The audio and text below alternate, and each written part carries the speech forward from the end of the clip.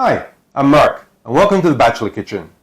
Here, we make delicious food that's easy to prepare, mess-free, delicious, and nutritious. Because I have no idea how to talk to camera and remember a script at the same time, my newest toy is a teleprompter. It even has a remote. Look, here it is. So I have absolutely no excuse for messing this up. Let's see how this goes. This week, we'll be making cottage pie. Cottage pie is a traditional British meal born out of culinary thriftness and the arrival of the potato, a new staple crop from the Americas. The term cottage pie first appears in print in 1791. To understand why it got this name, we have to look at the social landscape in Britain at the time. The term cottagers referred to poor, rural people who lived in modest, working-class cottages. Potatoes were introduced to Europe from South America in the 16th century, but were initially met with deep suspicion. By the late 1700s, however, they had become an indispensable staple for the working class. They were cheap, easy to grow, and highly nutritious. Using mashed potatoes as a top crust, and sometimes aligning the bottom and sides of the dish as well, offered an affordable, filling alternative to expensive pastry dough. Originally, a cottage pie wasn't made from freshly minced meat we use today. Meat was a luxury for the working class. When the family managed to secure a Sunday roast, not a single scrap of it would go to waste. Throughout the week, the leftover meat from the roast was finely diced, minced or shredded, mixed with whatever root vegetables were on hand, doused in gravy, and baked under a blanket of mashed potato. Today, we typically just put the potatoes on top, but historically, cottagers used mashed potato to line the entire baking dish, bottom and sides included. This wasn't a culinary style choice.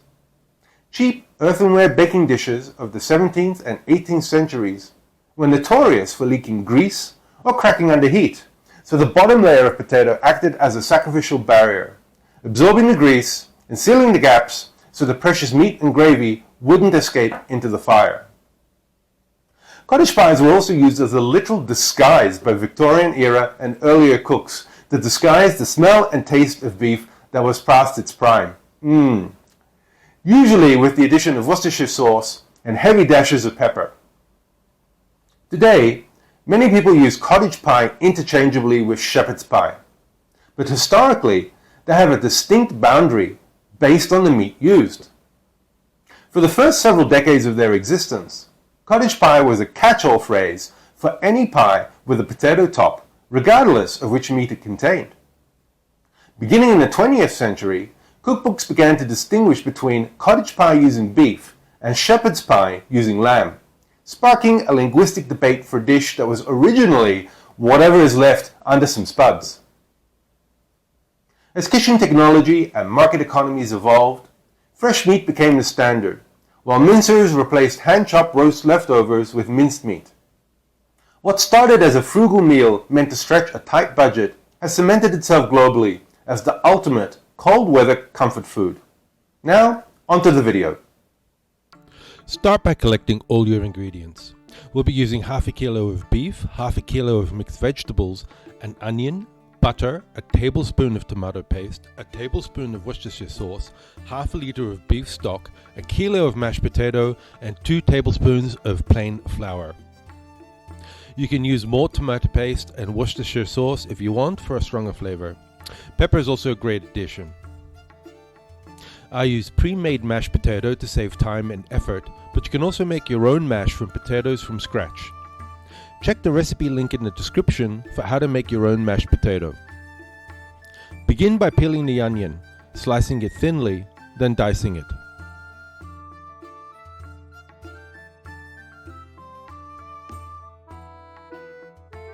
Next, set the pan to a medium-high heat and add the butter to the pan.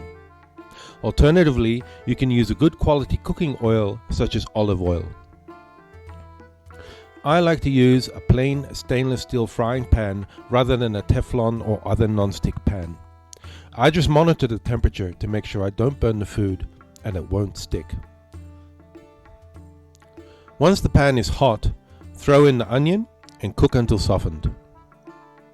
Next, throw in the mixed vegetables. Here, I'm adding frozen vegetables directly to the pan.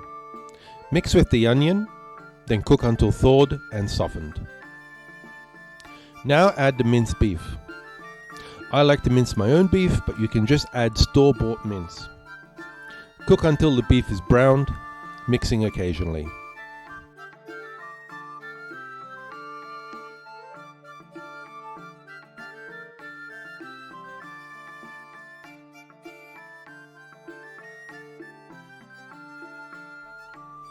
Add the flour, tomato paste, Worcestershire and beef stock and mix well, being sure to get some on the countertop as I do here.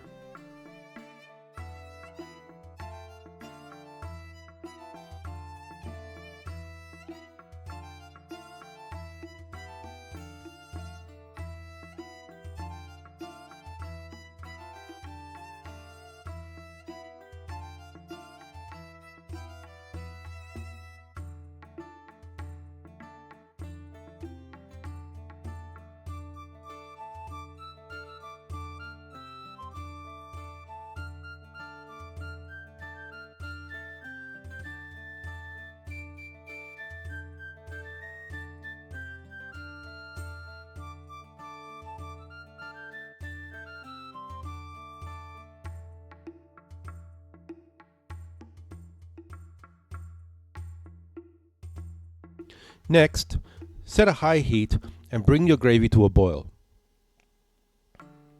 Mix well, then reduce to a medium heat and cook for 30 minutes. If you're making your mashed potatoes from scratch, go make them now. Otherwise, head over to the PlayStation and play a video game. This week, I played the thoroughly excellent Dark Pictures anthology House of Ashes, a survival horror from Supermassive Games, one of my favorite video game developers. Released in 2021 as the third installment in Supermassive Games' interactive horror series, House of Ashes shifts the franchise away from traditional ghost stories into the realm of action horror and military survival. Set near the end of the Iraq War in 2003, a US military squad on a mission to locate suspected underground weapons storage clashes with Iraqi Republican Guard forces in the Zagros Mountains. During the firefight, an earthquake triggers a massive sinkhole, swallowing soldiers from both sides and dropping them into a buried, ancient Akkadian temple dating back to the 23rd century BC. Borrowing heavily from cinematic influences like Aliens, The Descent, and Predator, the game perfectly balances claustrophobic horror with high-stakes military action. It keeps the tension consistently high without relying solely on cheap jump scares. Check out my stream of the game over on my other YouTube channel, link below. Once your pie filling is cooked, take it off the heat and transfer to a baking dish. Next, add the mashed potato on top. I added the pre-made directly on top, though admittedly this was a challenging process. Consider preparing the mash ahead of time and mixing with some milk to soften it up. Now transfer the baking dish to a preheated oven set at 200 degrees and bake for 20 minutes and go unpause your game. Once the pie finishes baking, take it out of the oven. Let it sit for 2 minutes, then it's ready to serve.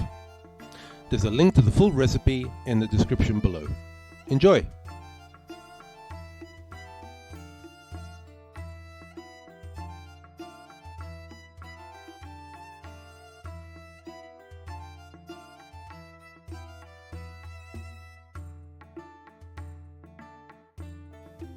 And here we have it, cottage pie. Let's give it a try.